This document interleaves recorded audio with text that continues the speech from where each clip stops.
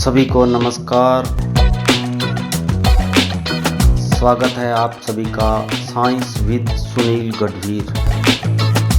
आज हम कक्षा 10 के विज्ञान विषय के लेसन नंबर 4 कार्बन एवं उसके यौगिक के बारे में अध्ययन करेंगे। यह कार्बन का एक परमाणु है और इसकी परमाणु संख्या है 6। इसमें इलेक्ट्रॉनों की संख्या 6 और इसका इलेक्ट्रॉनिक विन्यास 2 4, अर्थात इसकी पहली कक्षा में 2 इलेक्ट्रॉन और इसकी अंतिम कक्षा में 4 इलेक्ट्रॉन चक्कर लगाते हैं। और कार्बन की संयोजकता होती है 4। चूंकि कार्बन की संयोजकता 4 है, इसलिए ये 4 इलेक्ट्रॉन ग्रहण करके ऋणायन बना सकता है, लेकिन 6 प्रोटॉन वाले नाभिक के लिए 10 इलेक्ट्रॉन धारण करना मुश्किल होता है। इसके अलावा कार्बन 4 इलेक्ट्रॉन त्याग कर धनायन बना सकता है, लेकिन कुल 6 इलेक्ट्रॉन वाले परमाणु में से 4 इलेक्ट्रॉन निकालने के लिए अत्यधिक ऊर्जा की आवश्यकता होती है। इस समस्या को कार्बन परमाणु ने इलेक्ट्रॉन की साझेदारी से अणु बना के दूर किया है।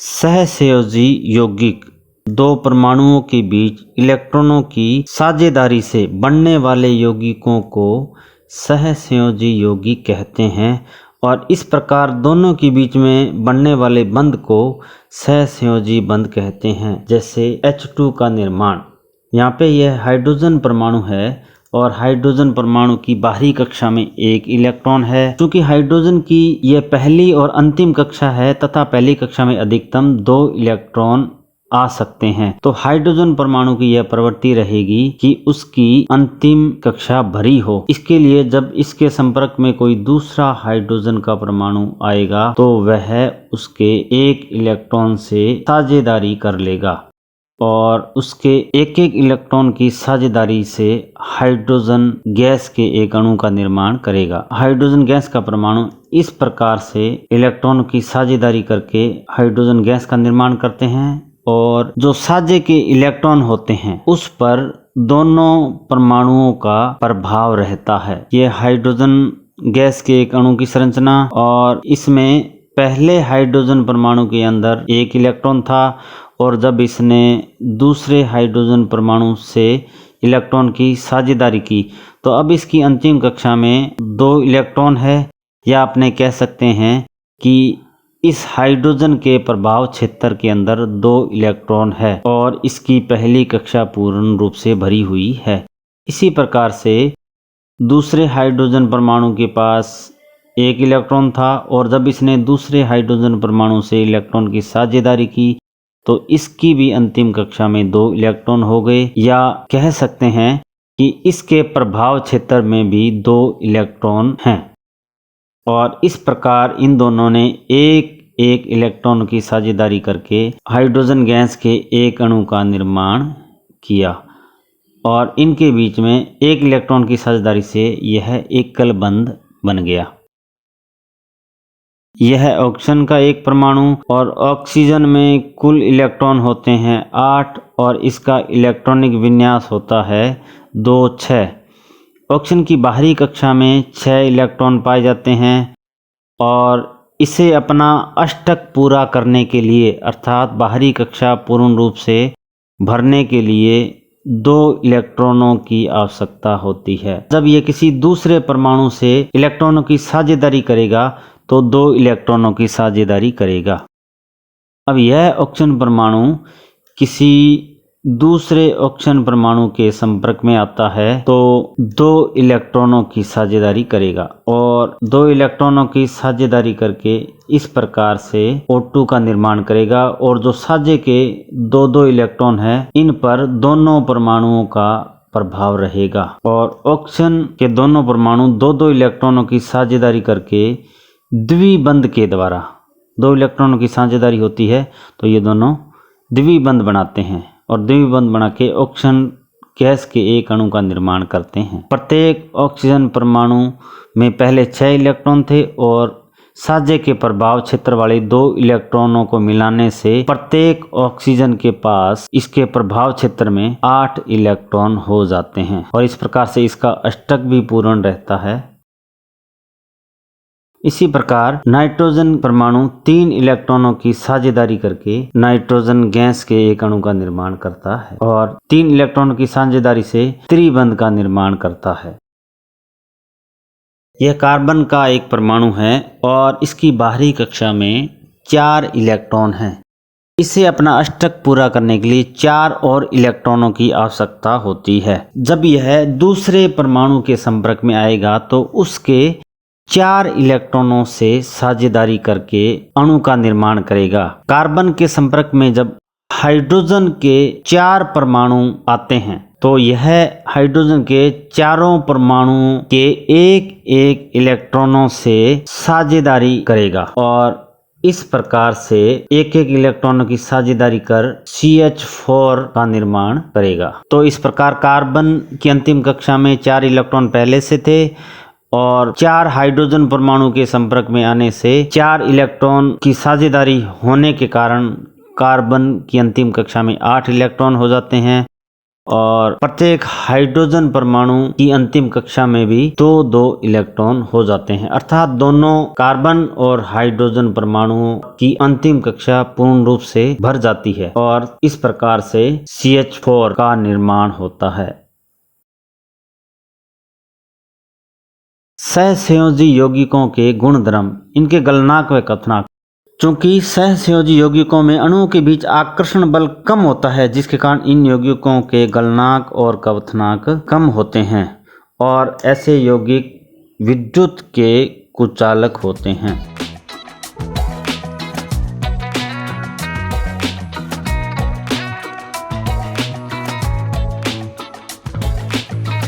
अपर रूप हीरा, ग्रेफाइट और फुलरीन, यह इनकी भौतिक संरचना है और भौतिक रूप से देखने पर ये तीनों अलग अलग दिखाई देते हैं, लेकिन ये तीनों कार्बन से मिलकर बनते हैं, अर्थात तीनों कार्बन के रूप हैं। किसी तत्व के भिन्न भिन्न रूप जिनके भौतिक गुण तो अलग अलग हों लेकिन रासायनिक गुण समान हो अपर रूप कहलाते हैं।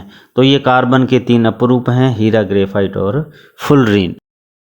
हीरा, हीरे के अंदर प्रत्येक कार्बन परमाणु 4 अन्य कार्बन परमाणु से जुड़ा रहता है और 4 अन्य कार्बन परमाणु से जुड़ के यह एक त्रिआयामी संरचना बनाता है जिसके कारण हीरा कठोर होता है व विद्युत का कुचालक होता है। ग्रेफाइट, ग्रेफाइट के अंदर प्रत्येक कार्बन परमाणु 3 अन्य कार्बन परमाणुओं से जुड़ा रहता है तथा इनसे जुड़कर यह षटकोणीय संरचना बनाता है। ग्रेफाइट के अंदर परतदार संरचना बनती है और इसी परतदार संरचना के कारण ग्रेफाइट चिकना होता है। इसके अलावा ग्रेफाइट में प्रत्येक कार्बन परमाणु 3 अन्य कार्बन परमाणुओं से जुड़ा रहता है जिसके कारण ग्रेफाइट में एक इलेक्ट्रॉन फ्री रहता है और इस एक फ्री इलेक्ट्रॉन के कारण यह विद्युत का चालक होता है। जबकि हीरे के अंदर प्रत्येक कार्बन परमाणु 4 अन्य कार्बन परमाणु से जुड़ा रहता है और कोई भी इलेक्ट्रॉन फ्री नहीं होता, उसके कारण हीरा विद्युत का कुचालक होता है। फुलरीन, इसमें कार्बन के 60 परमाणु फुटबॉल के रूप में व्यवस्थित रहते हैं। यह अमेरिकी आर्किटेक्ट बंकमिस्टर फुलर द्वारा डिजाइन किए गए जियोडेसिक गुंबद के समान लगते हैं, इसलिए इस अणु को फुलरीन, बंकमिस्टर फुलरीन भी कहा जाता है। कार्बन की सर्वतोमुखी प्रकृति, कार्बन में श्रृंखलन का गुण पाया जाता है जिसके अंदर प्रत्येक कार्बन परमाणु अन्य कार्बन परमाणुओं से जुड़कर लंबी श्रृंखला वाले अणु का निर्माण करते हैं। इस गुण को श्रृंखलन गुण कहते हैं और इस प्रकार से बहुत से यौगिकों का निर्माण होता है। एक कार्बन परमाणु अन्य कार्बन परमाणुओं से एकल बंध, द्विबंध और त्रिबंध से जुड़ सकता है। एकल बंध वाले कार्बनिक यौगिकों को संतृप्त यौगिक कहते हैं। द्विबंध और त्रिबंध वाले कार्बनिक यौगिकों को असंतृप्त यौगिक कहते हैं। कार्बन की संयोजकता 4 होने के कारण यह अन्य परमाणु से जुड़कर विशेष गुणों वाले यौगिक बनाता है। प्रयोगशाला में बना पहला कार्बनिक यौगिक यूरिया था जिसे फ्रेडरिक वोहलर ने बनाया था। कार्बन का एक परमाणु और इसकी संयोजकता है 4। इसे इस प्रकार से दर्शाया गया है, अर्थात कार्बन की जो 4 संयोजकता है इसे हम कार्बन के 4 हाथों के रूप में दर्शा सकते हैं और यह दूसरे परमाणुओं के जितने हाथ होंगे उसे पकड़ के अलग अलग प्रकार के यौगिक बनाएगा। तो कार्बन की संयोजकता 4 होती है, तो अपने कह सकते हैं भी इसके 4 हाथ हैं। इसी प्रकार हाइड्रोजन की संयोजकता 1 या उसका 1 हाथ, ऑक्सीजन की संयोजकता 2 तो उसके 2 हाथ। हाइड्रोजन के 2 परमाणु जब आपस में जुड़कर हाइड्रोजन गैस का निर्माण करते हैं तो इस प्रकार से मिलकर करते हैं। इसी प्रकार से ऑक्सीजन का एक परमाणु दूसरे ऑक्सीजन के परमाणु से मिलकर ऑक्सीजन गैस का निर्माण इस प्रकार से करता है। इनकी किसी भी प्रकार की कोई संयोजकता फ्री नहीं है। अब एक कार्बन परमाणु की संयोजकता 4 है और हाइड्रोजन के एक परमाणु की संयोजकता 1 है, तो कार्बन परमाणु से जब हाइड्रोजन के परमाणु जुड़ेंगे तो इसके प्रत्येक हाथ को पकड़ने के लिए हाइड्रोजन के 4 परमाणु की आवश्यकता होगी। अब यह हाइड्रोजन के चारों परमाणु कार्बन से इस प्रकार से जुड़ेंगे। अब यहाँ पर कार्बन की कोई सी भी संयोजकता फ्री नहीं है और हाइड्रोजन की भी कोई संयोजकता फ्री नहीं है और एक कार्बन परमाणु 4 हाइड्रोजन परमाणु से जुड़कर CH4 या मेथेन गैस का निर्माण इस प्रकार से करता है। कार्बन और हाइड्रोजन से बने यौगिकों को हाइड्रोकार्बन कहते हैं। हाइड्रोकार्बन यौगिकों के निर्माण से पहले हम कार्बन गिनती याद करेंगे। हाइड्रोकार्बनों में कार्बनों की संख्या के आधार पर उनमें पूर्व लगन लगेंगे, तो उन्हें हम इस प्रकार से याद करेंगे। कार्बन की संख्या 1 है तो उस हाइड्रोकार्बन में पूर्व लगन का नाम मैथ होगा। 2 में एथ, कार्बन 3 में प्रोप, कार्बन 4 में ब्यूट, कार्बन 5 में पेंट, कार्बन 6 में हेक्स, कार्बन 7 में हेप्ट, कार्बन 8 में ऑक्ट, कार्बन 9 में नॉन और कार्बन 10 में डेक। इसे याद करने के पश्चात अब हम कार्बनिक यौगिकों की ओर चलते हैं। कार्बनिक यौगिकों में 3 प्रकार के यौगिक बनेंगे, एल्केन, एल्कीन और एल्काइन। पहले है एल्केन। एल्केन में कार्बन कार्बन के बीच में एकल बंध होता है और इसका सामान्य सूत्र है CnH2n+2, जहाँ पे n है कार्बनों की संख्या और इसका अनुलग्न होगा n।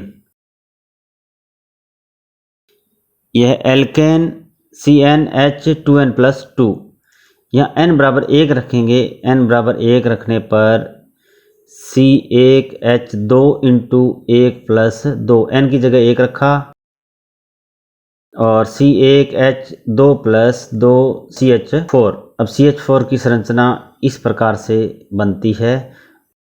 अब इसका नामकरण क्या होगा? यहाँ पे कार्बन की संख्या 1 है और कार्बन की संख्या 1 को हम मैथ लिखेंगे और चूंकि एकल बंध है और एकल बंध में अनुलग्न एन लगता है तो यह बनेगा meth plus ane, meth ane, methane. अब n बराबर 2 रखने पर C2H2 इंटू 2+2, C2H4+2, C2H6। अब इसकी संरचना इस प्रकार से बनेगी। कार्बन की संख्या 2 है, कार्बन कार्बन इस प्रकार से जुड़ेंगे और जो बाकी खाली संयोजकता होगी उनके साथ हाइड्रोजन परमाणु जुड़ेंगे। इस प्रकार से C2H6 का निर्माण हुआ। अब इसका नामकरण C2H और कार्बन कार्बन के बीच में एकल बंध है तो इसका अनुलग्न लगेगा एन, एथ प्लस एन, एथ एन, एथेन। अब n बराबर 3 रखने पर C3H2 इंटू 3 +2, कार्बन की संख्या 3 और हाइड्रोजन 3 दूनी 6 और +2, ये हो जाएंगे C3H8। और इसकी संरचना इस प्रकार से होगी। कार्बन के 3 परमाणु इस प्रकार से जुड़ेंगे और इनकी खाली संयोजकताओं में हाइड्रोजन परमाणु इस प्रकार से जुड़ते हैं।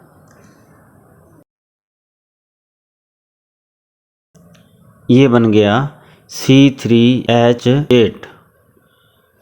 अब इसका नामकरण, कार्बन के परमाणु की संख्या 3 है तो पूर्व लगन आएगा प्रोप, और बंध एकल बंध है तो अनुलगन आएगा ane, prop plus ane, propane. इसी प्रकार आप कार्बन की संख्या अलग अलग रखकर एल्केनों की संरचना बनाकर उसका नामकरण कर सकते हो। कार्बन 3 होने पर प्रोपेन, 4 होने पर ब्यूटेन, पेंटेन, हेक्सेन, हेप्टेन, ये सारी संरचनाएं। अब है एल्कीन। एल्कीन में कार्बन कार्बन के बीच में द्विबंध पाया जाता है। इसका सामान्य सूत्र CnH2n, जहां n कार्बनों की संख्या है, और इसका अनुलगन होगा ईन। क्योंकि यहाँ पर कार्बन कार्बन के बीच में द्विबंध पाया जाता है तो हम n बराबर 2 रखेंगे। n बराबर 2 रखने पर C2H2 × 2 C2H4। अब इसकी संरचना किस प्रकार से बनेगी? कार्बन का एक परमाणु, और हमें पता है कि एल्कीन में कार्बन कार्बन के बीच में द्विबंध पाया जाता है। कार्बन कार्बन आपस में द्विबंध के द्वारा जुड़ गए और इसके बाद जो खाली संयोजकताएं होगी उनके साथ हाइड्रोजन के परमाणु जुड़ जाएंगे। इस प्रकार C2H4 का निर्माण हुआ। अब इसका नामकरण, कार्बन 2 है तो पहले एथ आएगा, और द्विबंध है तो अनुलगन ईन आएगा, एथीन, एथीन। कार्बन के 3 परमाणु, कार्बन कार्बन के बीच में द्विबंध है और तीसरा परमाणु एकल बंध के द्वारा जुड़ा हुआ है, और खाली संयोजकताओं में हाइड्रोजन के परमाणु इस प्रकार से जुड़ जाएंगे, और यह C3H6 का निर्माण करेंगे। अब इसका नामकरण, कार्बनों की संख्या है 3 तो आएगा प्रोप, और कार्बन कार्बन के बीच में द्विबंध है तो इसका अनुलगन होगा ईन, और प्रोप प्लस ईन, प्रोपीन। अब है एल्काइन। एल्काइन में कार्बन कार्बन के बीच में त्रिबंध पाया जाता है। इसका सामान्य सूत्र CnH2n-2, जहाँ n कार्बनों की संख्या, और इसका अनुलगन होगा आइन। n बराबर 2 रखने पर C2H2 × 2 - 2, C2H4 - 2, C2H2। अब इसकी संरचना किस प्रकार से बनेगी? एक कार्बन परमाणु दूसरे कार्बन परमाणु से त्रिबंध के द्वारा जुड़ेगा और फ्री संयोजकता में हाइड्रोजन के परमाणु जुड़ेंगे। इस प्रकार से C2H2 का निर्माण होता है। अब इसका नामकरण, कार्बन के 2 परमाणु है तो पूर्व लगन होगा एथ, और कार्बन कार्बन के बीच में त्रिबंध है तो इसका अनुलगन होगा आइन, एथ प्लस आइन, एथाइन। एथाइन के बाद अब है प्रोपाइन, जिसमें कार्बन के 3 परमाणु होंगे और तीनों में से 2 कार्बन के परमाणु आपस में त्रिबंध के द्वारा जुड़ेंगे और तीसरा कार्बन का परमाणु एकल बंध के द्वारा जुड़ेगा। अब इनमें खाली संयोजकता 1, 2, 3 और 4 है, और इन खाली संयोजकताओं में हाइड्रोजन इस प्रकार से जुड़ेंगे। ये बन गया C3H4। अब इसका नामकरण, C3H4 में कार्बन के 3 परमाणु हैं, तो इसका पूर्व लगन आएगा प्रोप, और कार्बन कार्बन के बीच में बंध त्रिबंध है, तो इसका अनुलगन आएगा आइन। प्रोप प्लस आइन, प्रोपाइन, प्रोपाइन।